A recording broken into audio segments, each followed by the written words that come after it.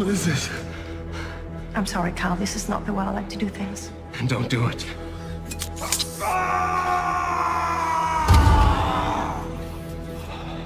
What do you want from me? Your past. Listen to me carefully, Cal.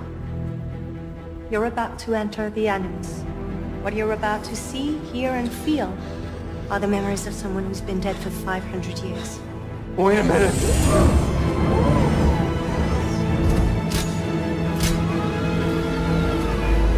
Synchronization achieved. Commence regression. What's going on, guys? Welcome to Think About It Reviews, where we are talking the film adaptation of Assassin's Creed.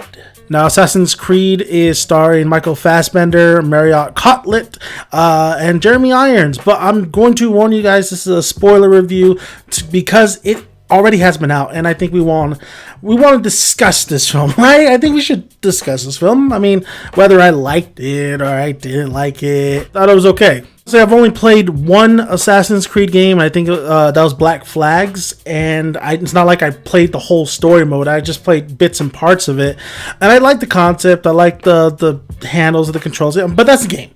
All right, that's the game. And honestly, this film is set in the same universe as the games, but it's its own thing. It's its own characters. They redesigned the Animus. I mean, it's its own thing. So in this film, I really felt like the whole plot of it, the whole story behind it was a little bit not too confusing, but a little bit. It just seemed like they needed a little bit more kind of easier way.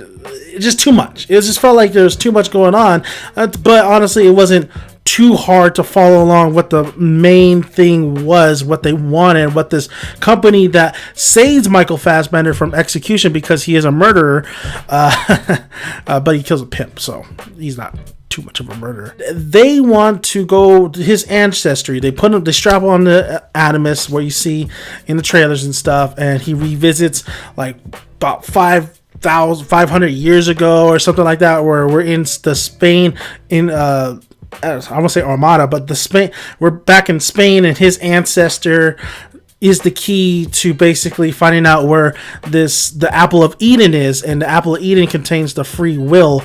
And pretty much at the end of this film, the destruction of the Assassin's Creed itself. The performances were I thought they were good. I thought they were really solid. I thought Michael Fassbender is always a fantastic actor. I think he played this role pretty well. As much I saw Michael Fassbender in the role, but what was cool was he just is such a phenomenal actor, where I saw him as that character as well. So when he was going through a lot of the stuff throughout this film, whether being strapped to the Animus or being laughing and singing, like I really felt like this guy really kind of put his flavor into this character, and he was trying to make a good film. So I think Michael Fassbender actually does a great job in this film, and I think it's just the film itself has some issues. Marriott Cotlet, like I really like her. I really liked her in other films as well. She was in, of course, Inception. She was in Public Enemies. But I thought her role in here was okay. I thought it was pretty good. I thought she held herself pretty nicely. I thought her and Michael Fassbender had some chemistry, a little bit of chemistry, not explosive chemistry, but they had something. It was a good back and forth, because you have to have a good back and forth with this film, because a lot of the times this film is mostly, like I believe everybody's been saying, it's mostly them talking. It's not enough action. But here's the thing, I was kind of intrigued with some of the dialogue and some of the things that were going on in this film that wasn't dealt with him going into the Animus. It was kind of fascinating to me, just everything that because I was trying to figure out what this whole thing was all about, and who are these other people, aka assassins. I thought they're criminals as well, but other people that are in the facility. Like, is this a play? Like, she tells him that he's not a prisoner, that they get staked. Like, they're the cows, and everybody else is the pretty much them just moving them along to get slaughtered. That's how I felt in the film. But I was interested with a lot of the elements outside of the Animus too. Even though a lot of people I'm pretty sure don't agree with me. But honestly, I didn't feel bored with it. Honestly, I felt like, because I think the performances were good enough for me to sustain my viewing. Jeremy Irons in here. This is where it kind of gets a little bit kind of weird, where he has a little timetable. I mean, he has to find this apple of Eden. Like, they don't even want to give him any money to do this Animus shit anymore. And they're like, oh, we haven't had any, because he's in this society trying to get rid of the assassins and trying to just eradicate the Assassin's Creed and stuff. There was hints of him being an asshole, but him transitioning to that to just straight villain towards the end. So it was just weird like that. And then of course when he gets killed, he has no blood. He has no blood on his neck. I was kind of hoping, like, okay, where's the blood at? Is he really dead or not? The problem with the film, though, like I said, it didn't bore me when we were out of the Animus. But however, when we're in the Animus, things got a little bit crazy film-wise. I mean, I think the editing is I think the editing really brings this down. I think the editing is so sporadic, just everywhere, that it's hard to really kind of embrace some of these beautiful shots. There's some beautiful shots in this film. There's some swooping kind of shots. There's some cool death-defying stunts in here, but the editing just really throws that out the window. In the beginning, they do cut from the Animus and him, moving around it and everything, and then going to the action sequences, or he's back in Spain with his memories. I thought some of those were cool and they were definitely legit, but then you don't have to always do that. And not only that, just the fight sequences itself was just like, okay, because somebody would pick up like maybe like let's say a key, and then it'd go from there, and then a quick shot of somebody else doing something, and a quick shot of someone, like these close-ups. Bring it back a little bit. You can still do the close-ups, but if you're going to do the close-up, let it stay there just a little bit longer, just a hair longer. I think they just didn't allow a lot of these close-ups to really keep going a little bit. They really just wanted a fast-paced kind of action.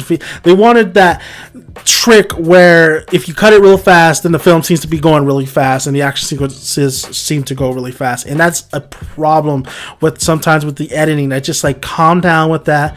Please don't do that anymore. There is that one big ass chase sequence when Michael Fassbender and his lady friend are like, captured the other assassin, and they break free, and they're just being chased by these guys. I mean, it was cool, but it lasts way too long. After a while, I was kind of like, it just didn't sustain my attention too much in that action sequence. That's the problem I have with the film, with the editing, is that they have so much things going on outside of the Animus that they give us this big, long chase sequence, which is sometimes, some of it's cool, the stunts are cool, a lot of the choreography is good, but of course the editing is pretty bad, and not only that, it's just way too long. That's where they could have broken a lot of action sequences and sprinkled them along this whole film. But what they do is they have like almost 45 minutes of just dialogue and them talking, which, like I said, I don't have a problem with.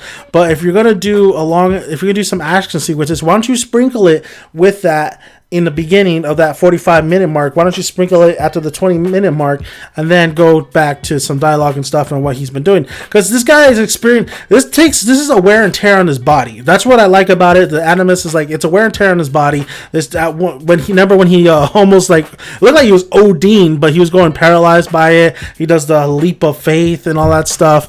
I mean, it was pretty cool to see that Michael Fassbender is getting beat up while he's doing all this stuff.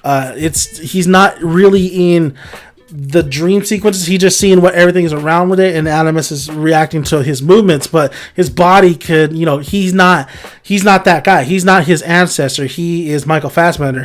He's Michael Fassbender, and he only has so much physical strength and stuff, and towards the end he gains pretty much all that knowledge, and he's able to do a lot of crazy shit. Overall, I mean, I feel like the film is definitely, honestly, I did not have a problem with too much of the film.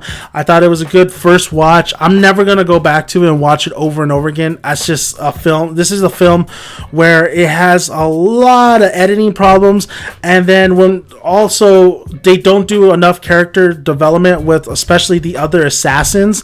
They come at the very end, and they're all goody buddies with Michael Fassbender. We'll fight alongside you. Like, I want to know more of these characters, and I want to know more of their personalities. We got a little taste of it, but we need more. We need more to understand why they will be fighting with Michael Fassbender and the chemistry that Michael Fassbender has with them, and what they do at the end. And Maria Cotlet, she knows that her dad did wrong. She allows his death, and then now she wants revenge. Like, that character is just kind of like all over the place because of that ending. It was kind of cool how they mentioned Christopher Columbus and how he gets involved with it, because somehow a lot of these big historians had to get, history figures had to get involved with it, right? Visually, it looked great. It's a good looking film. It's a very good looking film. I think the performances are great. I think the stunt work is great. I just really think that really brings this film down is the editing and some of the messy plot points and some of the messy character development throughout this film. But overall, I do recommend this film on DVD. It's not the greatest video game film of all time. I think we all want a video game film that actually kicks ass, but it still doesn't meet that point. But it doesn't lower the bar either. It's right there. It's something either you're gonna watch or you're not gonna watch. But honestly, I do recommend checking it out if there's nothing else on. I know a lot of people like this film, no matter what the negatives critics are saying.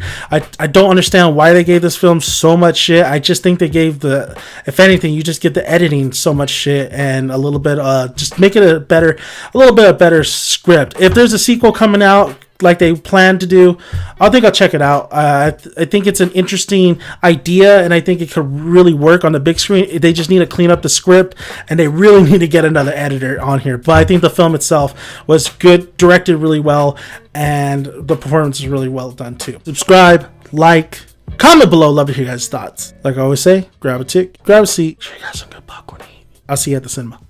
Bye, guys.